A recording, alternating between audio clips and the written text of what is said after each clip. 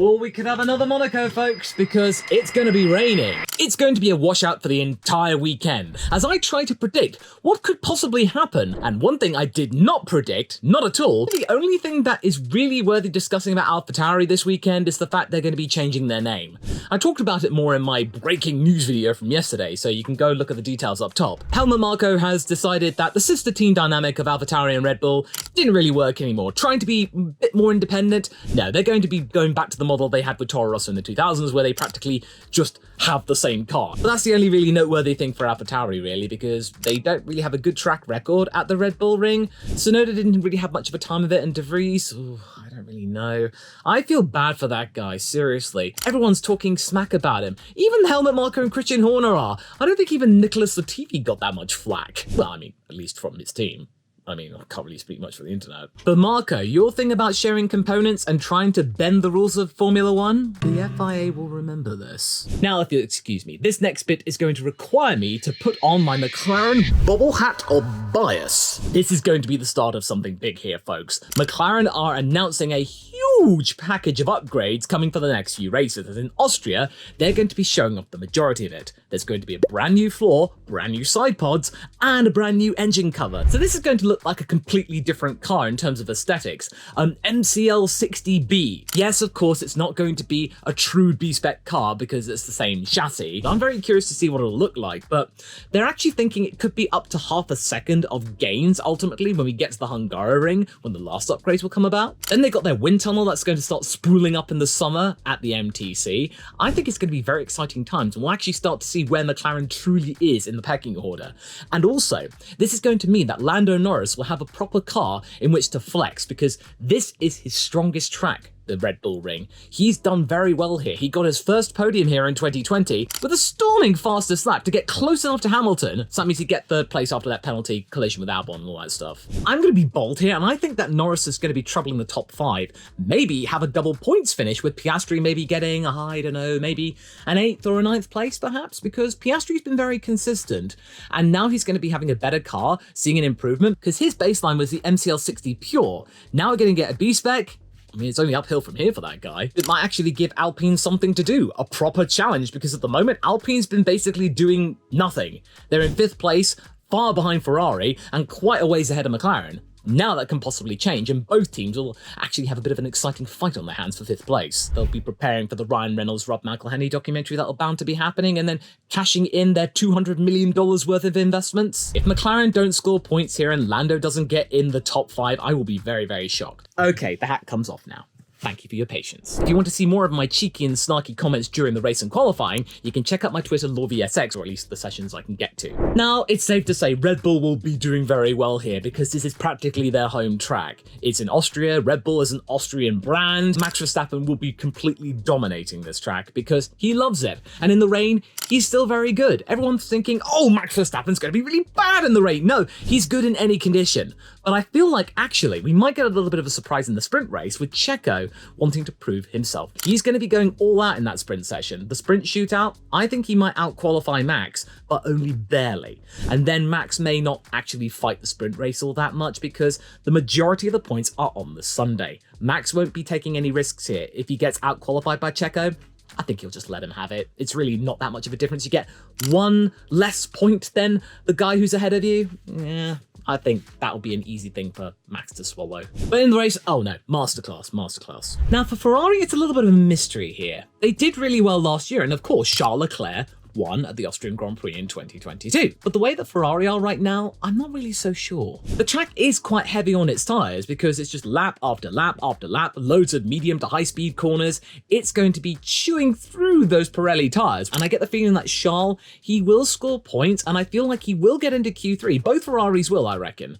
But it's not going to be as easy as I would have thought last year. And I get the feeling that the setup gremlins that Charles Leclerc's been having with that Ferrari will rear its ugly head again, and that we might actually see him having to go really, really conservative on his tyres, not really have that good of a race, and maybe even lucky to score maybe 7th place perhaps, and Carlos maybe not that much better. Ferrari are in a state of flux right now, but here's hoping they'll actually be able to improve. Also, come closer. I may make a full video about this topic soon, so subscribe for when that drops, but I think Carlos Sainz might be a better team leader for Ferrari in the long run. He's far less flappable, he's more willing to take risks, he's more defiant on the radio. If he knows a call when he sees it, he's gonna do it. Maybe that's what they need. They need a little bit of a maverick on the setup. He might be able to produce some good results and they'll be able to trust him some more. You know, Ferrari, trusting their driver's instincts. What a shocker. Because, of course, you know, he's a smooth operator. Charles, though, I don't really think he's the team leader that Ferrari needs right now. He's very, very flappable. He really puts too much pressure on himself, and I don't blame him for that. It's because Ferrari put him on a pedestal from a very young age, his second season in Formula One.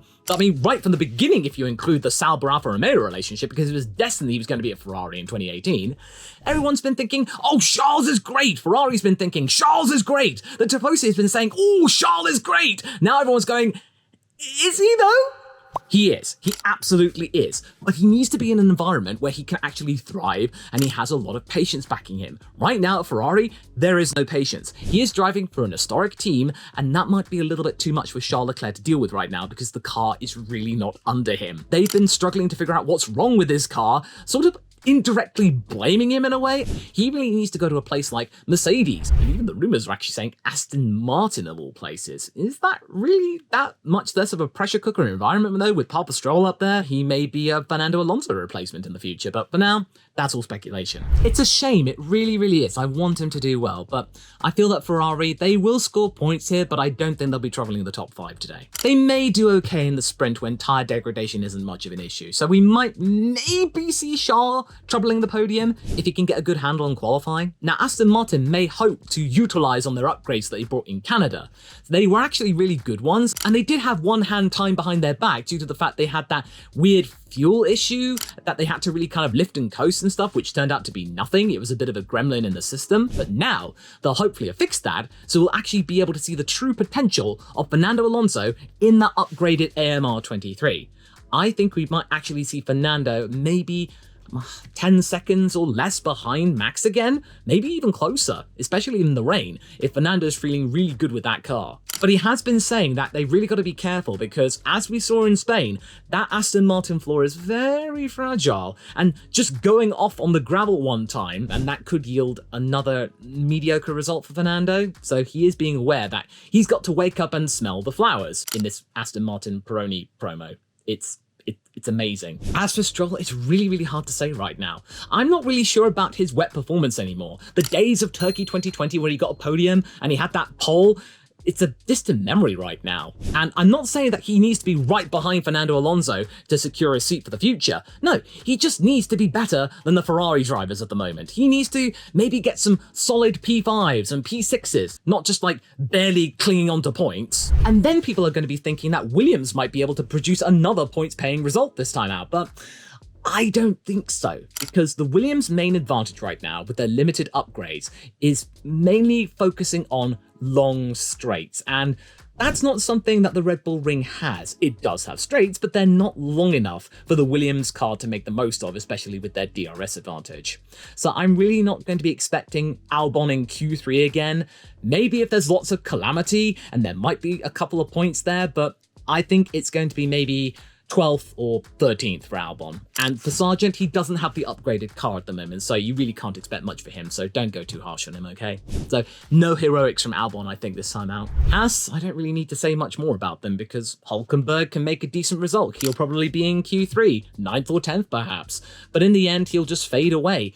Maybe in the sprint race, if he qualifies well in the sprint shootout, he might be able to get a couple of points for them. Can you imagine if Nico Hülkenberg had that same qualifying potential and then also the race potential? If he actually kept his second place, he might have actually been able to score 5th or 6th in the Canadian Grand Prix. He may actually been able to hold his own, and maybe Haas might be troubling McLaren in the constructors, or maybe even beating them with the way that Nico Hülkenberg's been actually performing right now. He'll be carrying this team, and it'll make Kevin Magnussen's return seem, again, like Stroll's performance in the rain, a distant memory. But that's all speculation right now. Here's my main predictions. Of course, Max Verstappen is practically the home track of Red Bull and one of the home circuits for the Dutch contingent. He will of course take the win. I mean, it's pretty safe to predict that right now.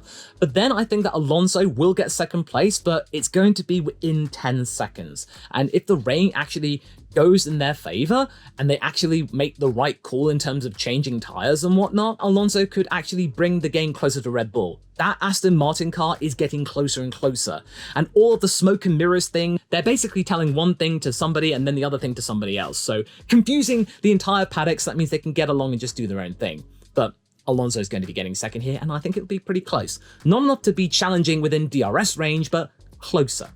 Then Checo, third place. This will be his place to really reinstate his place in the team, get over his couple of errors over the last few races, regain his composure, quite frankly. I think it's going to be Lewis Hamilton again, because that W14B is still pretty good, and I feel like they'll be able to get more of a handle on it, and Hamilton's done okay, and well, what am I saying? In 2020, he absolutely dominated. I mean, so long as he wasn't anywhere near Alex Albon, of course. And then fifth, I'm going to give it to Lando Norris. This is his best track of the year. In an upgraded car, the mood at McLaren is going to be really, really high right now. They're going to be buoyant, and much like in Baku, they will be feeling like they can challenge for something greater. And I feel like Oscar will definitely score some points as well, but maybe towards the lower half of the top 5. But given the fact that this is going to be a washout this entire weekend, this could all be thrown out the window by the time we get to practice 1. Comment down below your thoughts.